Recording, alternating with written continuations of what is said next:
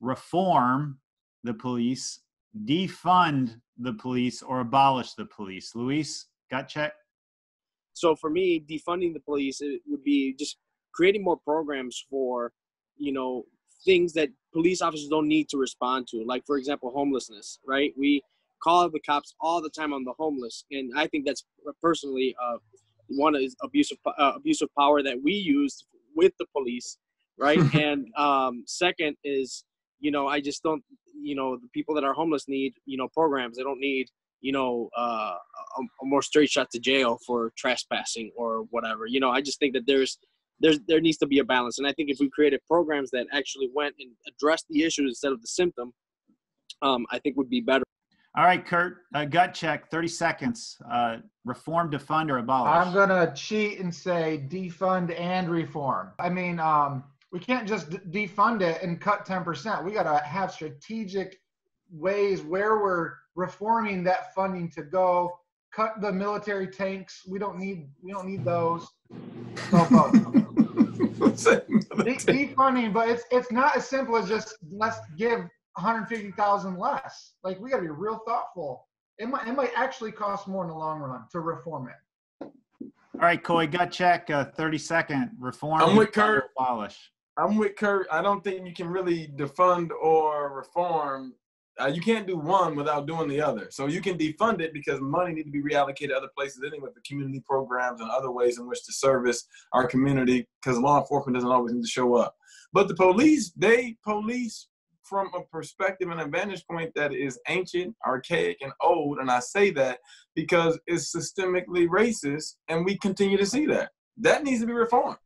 They need to be trained on how to police differently. And I don't mean just watch some video on racism and no. Y'all need to change how you do your job when you actually take somebody into custody and when you're actually approaching situations, flat out.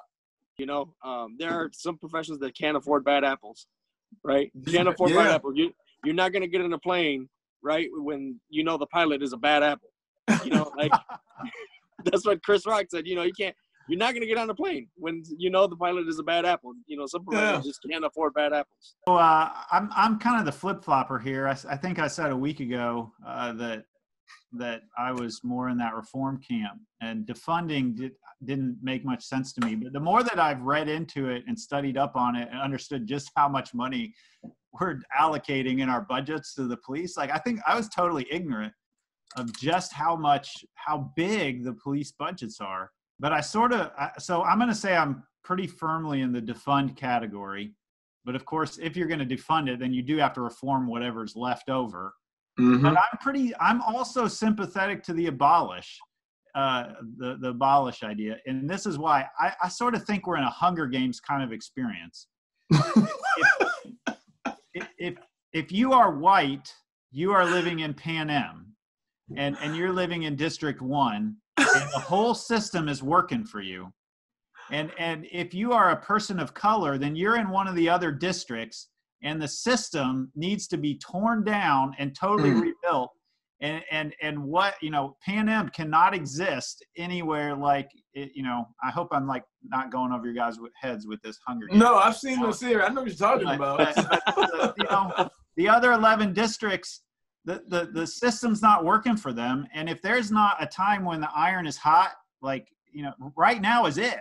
Right now is it to dream big and to think about how's Pan Am get totally redone.